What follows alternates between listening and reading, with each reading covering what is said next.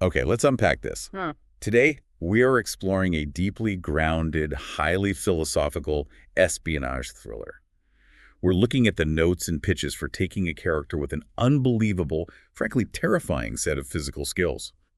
Marvel's Shang-Chi, Yeah. and dropping him into the absolute griminess of the real world. And it is grimy. It's not a fun vacation for him. Not at all. Hmm. Our mission for this deep dive is to examine themes of intense personal autonomy, the horrific weaponization of human beings, and the desperate, bloody struggle to just remain human in a world that is totally systematized. Because fundamentally, this is about a man who has the physical capability to end a fight in, like, seconds, but who then has to actually live with what that means. Right, the aftermath. Yeah. This universe totally repositions Shang-Chi. He is not a superhero who occasionally dips his toes into spy plots for a weekend crossover event. Right, he doesn't just guest star in a spy story. No, he is the protagonist of a dedicated international spy thriller. And the intended tone here in the source material is very specific. It is James Bond by way of John le Carré. And for you listening, that distinction is absolutely crucial. Think about it. James Bond gives us the fantasy of espionage, right? Oh, yeah. Fast cars, martinis. Exactly. It's exotic locales, high stakes, bespoke suits, and clean, guilt-free kills. Bond never loses a single wink of sleep over the henchman he threw out of a helicopter. Never. He just adjusts his cuffs and walks away. Right. But John le Carré gives us the crushing gray reality. He gives us the suffocating bureaucracy, the moral rot of the intelligence agencies themselves. The ruined marriages, the liver disease. The sheer psychological toll of living a life built entirely on lies. Yes, exactly. Because in a le Carré story, the biggest threat often isn't even the enemy agent across the border.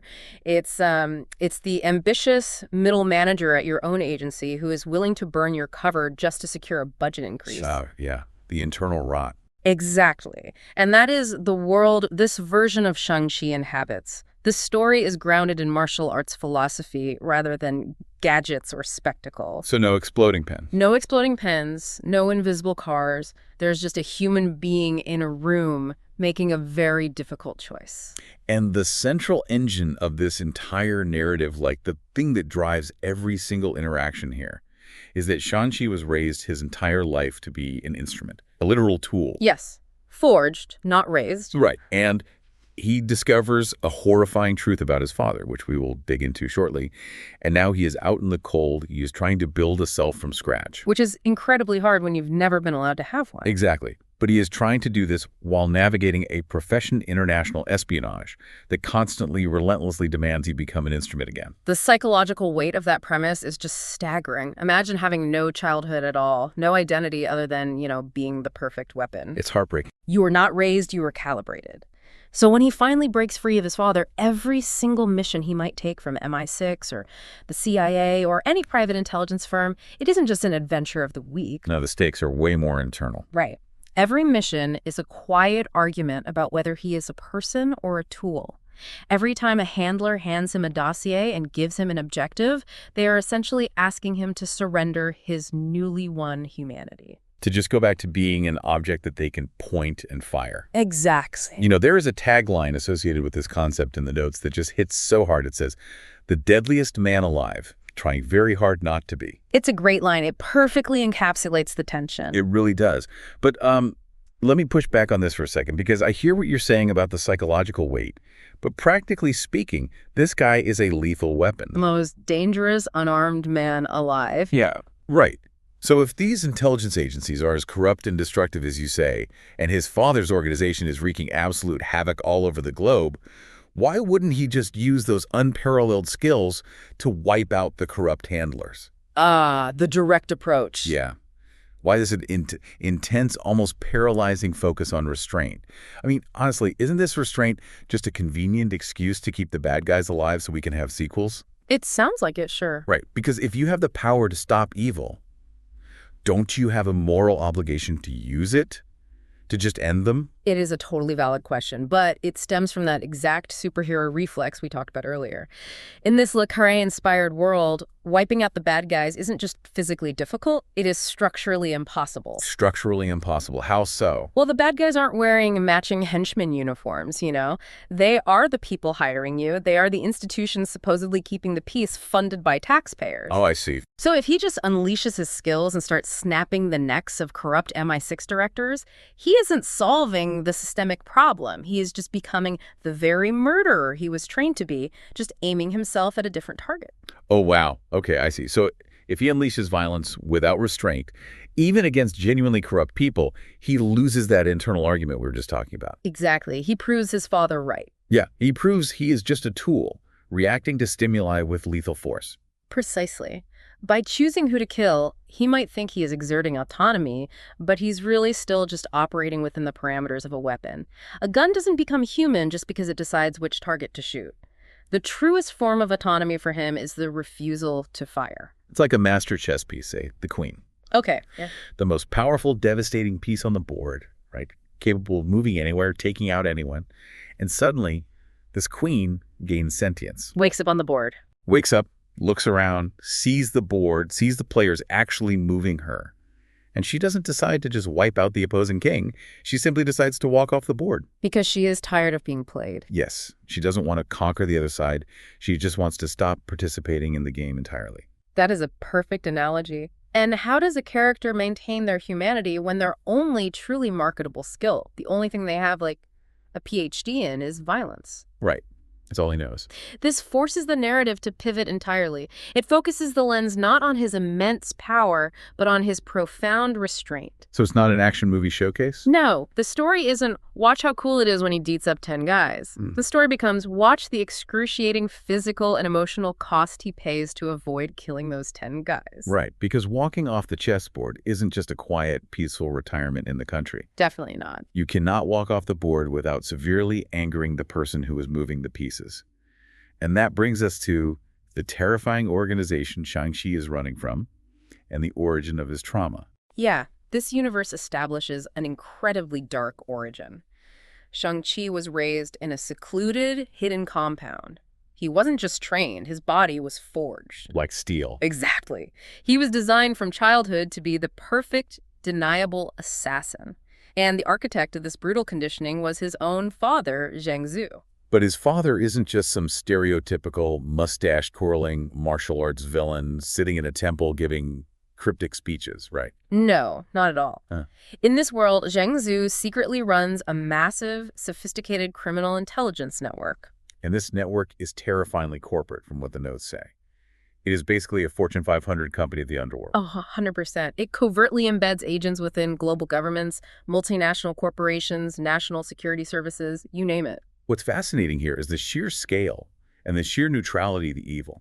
His father's organization provides mercenaries, assassins, specialized operatives, smuggling corridors, and something crucial called cultural cover. Right, cultural cover. And they sell these services to absolutely everyone who can pay.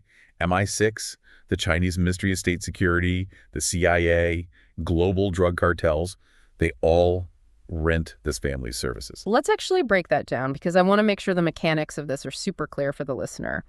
What does cultural cover actually mean in an espionage context? How does a criminal empire sell that to, say, the CIA? Right. It sounds a little abstract. It does. But cultural cover is essentially the infrastructure of legitimacy. Say the CIA needs to move a team of operatives into a hostile territory, or they need to funnel dark money to a local rebel group. Okay. If they just fly in on a military plane or wire money through a standard bank, it immediately triggers alarms, right? Yeah, obviously, yeah. They use a massive paper trail. Exactly. But Zhang Zhu's organization sets up fake international art exhibits. They establish legitimate-looking language exchange programs or global shipping conglomerates for rare antiques. Oh, wow. So they create the illusion of boring everyday business. Exactly. They provide the CIA with the paperwork, the fake credentials, the shell companies, and the physical logistical lanes to move people and money across borders without triggering customs red flags. That is insidious. It really is. They provide the culture that covers the crime. Which means the supposed good guys, you know, the taxpayers of global democracies, are actively funding the bad guys. It is a complete Ouroboros of corruption. a snake eating its own tail. MI6 pays a criminal empire to help them stop a terrorist, effectively enriching the criminal empire in the process. And Shang-Chi was intended to be the premium operative for this network, the absolute crown jewel of his father's catalog. Until the inciting incident, the moment everything just shatters for him. Yes, the turning point. So he is sent on a job that was sold to him as a simple extraction. Get someone out of a dangerous situation. It's framed as a rescue mission. Which sounds noble enough, right? Right. But when he gets there, he realizes it isn't an extraction at all. It is a targeted murder. And the target is entirely innocent. And in that moment, he realizes the most horrifying truth of all. His father's organization doesn't just resolve conflicts, it manufactures them. Oh man, they create the demand. Exactly. They create the very global instability that they then charge governments to fix. They will arm a rebel group on Monday, and on Tuesday, sell the local government the intelligence on where that rebel group is hiding. It's the ultimate grift. And when Shang-Chi realizes this, the absolute scale of the deceit, he refuses the kill. He just vanishes into the night. He defects. But escaping the compound is only the beginning. He is now a ghost in the intelligence world. And the reality of what it means to be a ghost in the modern era is just a logistical nightmare. Because he has no passport history. Nothing. He has no birth certificate that matches any global database.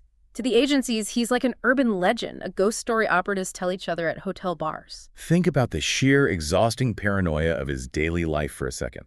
For you listening, you know how hard it is just to rent an apartment, get a new cell phone plan, or even book a domestic flight today without handing over 3 forms of ID. Oh, it's impossible. You leave a massive digital footprint just buying a cup of coffee. Now imagine trying to navigate major international cities when a facial recognition hit at a random ATM means an MI6 kill squad or his father's assassins show up in 10 minutes. It dictates every single movement he makes. He has to move through the blind spots of smart cities. He has to rely on physical cash, maybe decentralized crypto wallets accessed through burner devices he has to destroy after one use. Living totally off the grid. Yeah, he might be sleeping in shipping containers or abandoned safe houses. And he is fundamentally alone. He is the greatest fighter on Earth, but he is not a hacker. Right. He can't break into a mainframe. He cannot manipulate a satellite.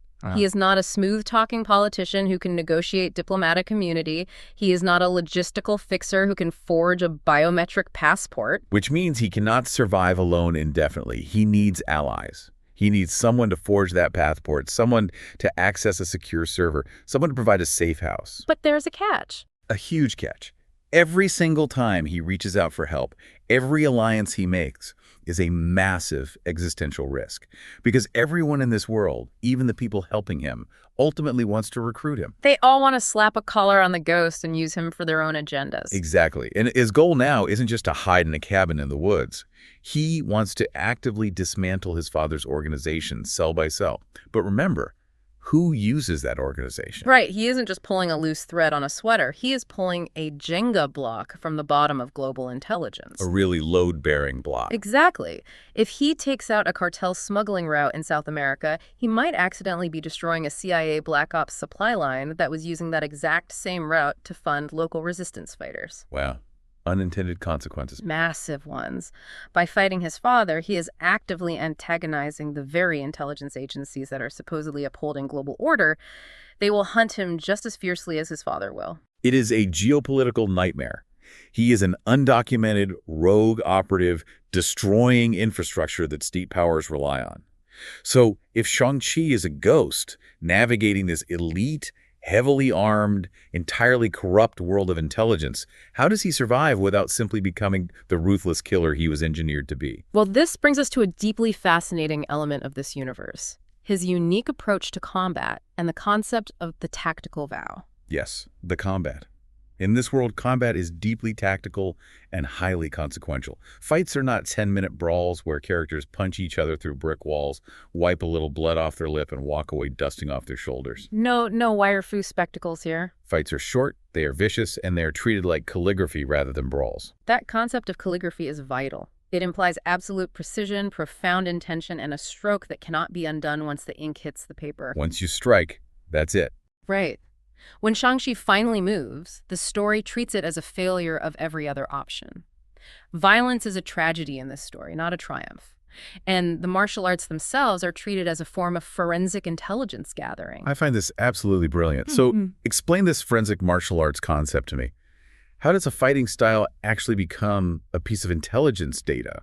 It's so cool. It treats fighting styles as intelligent signatures, not just as, like, cool choreography. Imagine Shang-Chi's attacked in a parking garage. Okay, pretty standard spy scenario. Right. The assassin uses a very specific Wing Chun trap, like a precise way of trapping Shang-Chi's arm to open up a strike to the throat. To a normal person, it was just a blur of motion. Just two guys fighting. Exactly. But to Shang-Chi, that specific biomechanical movement is a data point. It tells him exactly which master trained the attacker. Because let's say there are only 3 people in the world who teach that specific variation of the trap. Oh, wow. So it's like an accent, but for fighting. Yes. Knowing the master tells him which province the attacker came from. Knowing the province tells him which local triad or intelligence faction backed the hit. The way the attacker moves is a literal confession. Wow. So the physical encounter is a puzzle of espionage. And it extends to environments too, right? Absolutely. If he is in a crowded market in Istanbul and someone uses a drunken fist stagger, it isn't a joke or a martial arts cliche. Right. It's not played for laughs. No, it is deliberate crowd cover. It is a tactical way to move erratically through a densely packed space, absorbing bumps and shoves without losing momentum, looking like a harmless drunk until the exact moment they are in striking distance. That makes so much sense. Or consider environmental storytelling. He finds a specific type of Geon sword left behind in a museum heist. It isn't just a weapon, it is a coded message from a martial arts school that was supposed to have been wiped out a decade ago. It turns every punch, every stance into a piece of a larger geopolitical puzzle. But the most crucial element of his tradecraft, the thing that defines his entire existence, is his vow not to kill. Right, the no-kill rule. Now, we have seen the no-kill rule in fiction forever. Batman has it, Daredevil has it, but usually it is framed purely as a moral high ground. The hero just wants to be ethically better than the villain. Right, I won't stoop to your level. Exactly. But in this Le Carré universe, that moral vow is made deeply operationally tactical. Yes.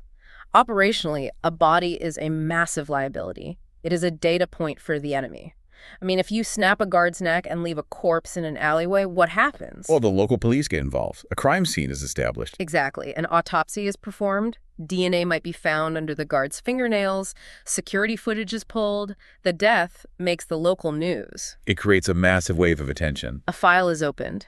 An escalation begins. The international intelligence community takes notice of the specific trauma to the guard's neck and realizes someone highly trained is operating in the area.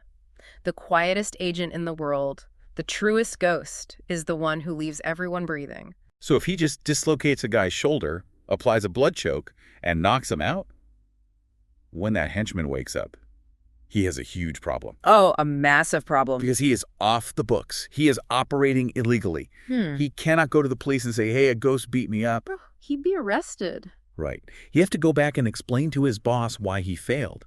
There is no official police file. There is no autopsy. There is no international incident. Sparing a life is supreme espionage tradecraft because it creates an information black hole. Precisely. But here is the profound physical cost of that choice. Disabling a highly trained, heavily armed operative without actually killing them requires so much more physical engagement. It requires drastically more risk. Right. If an assassin is coming at you with a karambit blade, dodging and snapping their neck takes, what, 1 second? Yeah, it's efficient. Brutal but efficient. But disarming them, controlling their center of gravity, avoiding the blade, and applying a precise chokehold to render them unconscious safely without causing permanent brain damage. That takes like 10 seconds of intense, highly dangerous grappling where you could easily get stabbed. He is risking his own life exponentially more just to keep them alive. And that physical risk is compounded by the long-term strategic risk. This brings us to what we can call the serial fission bonus. Well, this part is fascinating. Because he refuses to execute his enemies, every single person he fights survives. Over time, he doesn't build a rogues gallery of costumed supervillains. He builds a rogues gallery composed entirely of highly trained, incredibly dangerous professionals who owe him their lives. And they must deeply, bitterly resent him for it. I mean, think about it. Being spared by the man you were sent to kill or the man you were guarding the vault against is a profound professional humiliation. Oh, totally emasculating. You failed your contract. and you are only alive because the target took pity on you, it is an HR nightmare for an assassin. It creates a massive trail of furious living witnesses who want a rematch to prove their worth. And villains will absolutely exploit that restraint. How so? If they know he won't let bystanders get hurt, and they know he won't use lethal force, they will deliberately put civilians in a crossfire just to force him into a tactical disadvantage. They will use his morality as a weapon against him. And his allies, his handlers. They must resent his code just as much, because from the perspective of an intelligence director, he is leaving loose ends everywhere. Yeah, living enemies who can regroup and attack again tomorrow. Exactly. It changes the fundamental question of any action scene. It is no longer, can Shang-Chi win this fight? The audience already knows he can win. He is the deadliest unarmed man alive. The dramatic question becomes, what does winning this fight cost him, and who is watching him do it? Which perfectly illustrates the complex web of resentment, reliance, and fragile alliances he has to build. He cannot dismantle a global empire alone, no matter how good he is. He needs a lifeline to the very systems he despises. Which brings us to the insider. Lego Wu. The character of Lego Wu and the incredibly dark, untrustworthy world they co-inhabit. Lego Wu is a fascinating character in this architecture. She is not the damsel in distress, she is not a trophy to be won, and she is absolutely not the girlfriend who gets kidnapped in the third act just to motivate the hero. Thank goodness for that. Right. She is the co-lead, she is an MI6 operative, and she is significantly better at her job than the men sitting in comfortable offices giving her orders. Her role is defined by a deep, systemic cynicism. She keeps using Shang-Chi as a freelance contractor for one very specific, very sad reason. He is the only person in her entire Rolodex who will actually tell her when an operation is dirty. Let that sink in for a moment. She works for British intelligence, one of the most prestigious and well-funded agencies in the world. She has access to satellites, informants, and thousands of analysts. The best of the best. Yet she has to secretly hire a rogue, stateless ghost just to get the truth about her own missions. You cannot trust her own agency not to set her up. The dichotomy between these two characters is brilliant. Shang-Chi is compromised because he belongs to absolutely nothing. He has no backup, no safety net, no legal protection, no diplomatic immunity. If he gets caught, he vanishes into a black site forever. Exactly. Lego Wu is compromised for the exact opposite reason. She is compromised because she belongs to a system. Explain that dynamic. How does belonging to the system compromise her? Well, she has a chain of command. She has performance reviews. She has to file expense reports for safe houses with bureaucrats who have never even held a weapon. Right, the red tape. She has a pension she is trying to protect so she doesn't end up destitute. And most importantly, she has a career that structurally requires her to lie to Shang-Chi on a regular basis. Her bosses will explicitly order her to withhold information from him or to use him as bait. And she has to balance her conscience against her oath to the crown. It is the ultimate gig economy nightmare dialed up to life and death stakes. Think about the modern gig economy. No benefits, no security, constant hustle. Yeah, it's exhausting. Shang-Chi is the ultimate freelancer who fundamentally hates his industry. He despises violence, but it is the only currency he can trade for survival. And Lego Wu is middle management, trying to do some modicum of good from inside a massive, corrupt corporation that is actively making the world worse. And in their relationship, trust is the real MacGuffin. It isn't about finding a glowing box or a stolen nuclear code or a hard drive with a list of undercover agents. The trust is the treasure. Yes. The suspense in every scene they share is whether they can actually trust each other for more than 5 minutes at a time. The environment they operate in is a constant atmosphere of deceit. It is a world where every city hides a lie. Let's look at the specific examples of the arcs they navigate together in the pitch, because they paint such a vivid picture of this world building. Take the Hong Kong arc. Okay, the missing courier. Right. The mission brief is simple on paper. Yep. Find a missing courier. But in this Le Carré universe, it is never just a courier. Exactly. The twist is that the courier isn't just a person carrying a message in a briefcase. The courier themselves is a living cryptographic key to a massive fleet of ships evading global sanctions. Wait, a living key? Yeah. The courier has memorized the rotational algorithms for the transponders of a dark fleet. If Shang-Chi finds the courier, he doesn't just deliver a person, he holds the fate of billions of dollars in illegal oil or arms shipments. Oh, wow. The stakes are immense. And the people hunting that courier will burn down a city block to get them. Then there is the Macau arc, a martial arts tournament. Now, on the surface, that sounds like a classic, almost cliché martial arts trope. Enter the dragon, fight on an island. We've seen it a million times. Right. But here, the tournament is entirely reframed. It is actually a brutal corporate job interview for high-end killers. Break down the logistics of that because it is terrifying. Imagine underground black ops, recruiters, representatives from private military contractors, rogue states, and cartels sitting in VIP boxes with encrypted iPads. Wait, so they're just sitting there with iPads? Right, yeah. Like it's a tech conference, but they're grading how well you break a femur. They aren't just watching a fight. They are analyzing biometrics. They are evaluating candidates on lethal efficiency, reaction times, and discretion. It is a corporate recruitment drive painted in blood. Exactly. Shang-Chi has to enter this tournament to get close to a target, survive the fights, and somehow win without killing his opponents.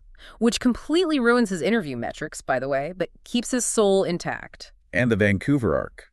A peace conference between warring triad factions. But the paranoid twist is that both sides secretly hired the exact same ghost Shang-Chi to protect them. Or perhaps to eliminate the other side. Right. He is caught in a room where everyone is playing 3 different games at once, and if he makes one wrong move, a gang war engulfs the Pacific Northwest. This is a world where the lines between state actors and criminals are entirely blurred. It is a blend of Zhengzhu's shadow network, British and Chinese intelligence agencies, private military firms, corporate spies, and what we can only describe as the zealots. The zealots. The people who believe their cause is so pure that they will commit absolute atrocities to achieve it. The people who think they are saving the world? A criminal just wants your money, which is predictable. You can negotiate with greed. Everyone understands greed. Right. But a zealot might burn down your entire city to save your soul. They're the most dangerous players on the board. And amidst all this chaos, all this moral rot, Shang-Chi continues to take the work. Even though she hates it. He doesn't want to. He's disgusted by it. But he has to. He needs the money to survive off the grid. He does it because if he doesn't intervene, innocent people will absolutely die. But there's a deeper, much sadder psychological reality to why he keeps moving. He takes the work because the adrenaline, the danger, and the meticulous, hyper-focused planning of espionage are the only things loud enough to drown out his past. It's a coping mechanism. Completely. If he sits still in a quiet room, if the mission ends, all he hears is the conditioning. All he remembers is the compound and his father's voice. Activity is his defense mechanism. So he keeps moving. But he never officially joins an agency. That is his absolute red line. He will contract for MI6, but he will not wear their badge. Right. He refuses to be owned. He remains the state's dirty little secret. He's too useful to ignore. He's too moral to completely own and control. And he's too famous in the covert underground to ever be allowed to live a quiet life. And you can see how this completely dooms any potential romance between him and Leiko Wu. It isn't a fairy tale. Definitely not. It is an adult, interrupted, and profoundly expensive relationship. It is 2 deeply damaged professionals stealing moments in sterile airport lounges or temporary safe houses. Knowing that at any second her bosses could order her to betray him or his past could catch up and get her killed. The constant grinding friction of reading someone you fundamentally cannot trust due to their institutional loyalties, it is heartbreaking. It is, and to tell a story with this much moral ambiguity, this much psychological weight, the presentation of it, the aesthetic, the voice, the visual language, it has to be calibrated perfectly. If this looks or sounds like a standard superhero romp, the entire premise just collapses. Which brings us to the aesthetic blueprint for this universe. Yeah. It heavily emphasizes retaining the DNA of a very specific era, the 1970s espionage thriller. Even if you aren't steeped in comic book history, you can understand the vibe they're channeling from the original Doug Moench and Paul Giuliani run. Oh, absolutely. It is heavily influenced by the cinema of that time. Think Bruce Lee's intense, focused energy mixed with the paranoid, moody atmosphere of Sean Connery's early Bond films, or a thriller like The Parallax View. It is about capturing the exact atmosphere of a moody British spy novel, and the absolute cornerstone of that vibe is the narration. Yes, the captions. It is not the standard thought bubbles of a hero saying, "Take that bad guy, I need to punch harder." It is a first-person, deeply meditative captioning system. It is half-tense spy thriller, half-philosophical journal. The notes describe it perfectly. He narrates like a man translating himself into a language he's still learning. That is such a profound way to approach a character's internal monologue. It really is. He was raised in total isolation. He was caught only the language of violence and absolute obedience. And now he is out in this vast, complicated, gray world trying to articulate his own feelings. Right. He is trying to express his revulsion at the blood on his hands, using concepts of Taoist and Buddhist philosophy to make sense of a modern world that operates on pure, cynical, algorithmic capitalism. It creates a beautiful, tragic dissonance. On the outside, to like Wu or the assassins attacking him, you see this flawless, perfectly calm, physically unstoppable operative. He looks like a machine. Right, he looks in total control. But through the narration, on the inside, you hear a man who is terrified. A man who is disgusted by his own actions, deeply unsure of himself, and constantly questioning if he's making the right choice. That internal voice is the soul of the narrative. And visually, this universe demands a specific kind of staging. It requires what the creators call legibility. Yes, legibility in action. How do you draw a fight so you actually understand the spatial geography? You aren't just looking at chaotic blur lines, speed lines, and massive explosion graphics masking the action. You have to see the spatial problem Shang-Chi is solving in real time. You understand where the door is in relation to the window, where the table is, who is holding the weapon. You can follow the logic of the fight. Exactly. You see the biomechanics, the Wing Chun trap we talked about earlier. The visual storytelling treats the fight as a deadly puzzle, not a fireworks display. But it is not just about the action. The quiet rooms have to be shot with as much care, as much tension as the action scenes. Because in a liqueur world, a conversation is just a different kind of knife fight. The narrative has to be as compelling when two people are simply talking across a cafe table in Geneva in the rain as it is during a brutal fight on top of a moving train. The tension doesn't drop just because the punching stops. So what does this all mean for the characters interacting? It means the dialogue itself becomes a form of martial arts. Verbal combat is short, it is ugly, and it is highly specific. Yeah, characters in this world don't give long theatrical monologues detailing their evil plans while the hero struggles against Rose. No, they probe for psychological weaknesses. They lie by omission. They will drop a single, verified piece of intel into a casual conversation that completely shatters the other person's reality. A handler might casually mention the name of a safe house Shang-Chi thought was a secret, just to let him know they hold his leash. The conversations are traps. Exactly. And visualizing that internal philosophical struggle in a visual medium is an immense challenge. It relies heavily on pacing, on the use of chiaroscuro lighting, heavy oppressive shadows, and on environmental storytelling. Like a dirty ashtray overflowing with cigarettes. Or a handler's nervously tapping finger on a dossier. Or the relentless rain against a safe house window. All of it has to carry the emotional weight of his isolation and paranoia. And this intense focus on the corruption of the environment leads us to a crucial subversion in the story. The realization that MI6, the supposed good guys, the people Leiko Wu works for, the people fighting his father, is every bit as compromising and manipulative as Zheng Zhu himself. Shang-Chi escaped a man who used him, only to be ensnared by an institution that uses him more politely. Right. His father gave him brutal orders in a hidden compound. MI6 gives him glossy dossier and a wire transfer to a Swiss bank account.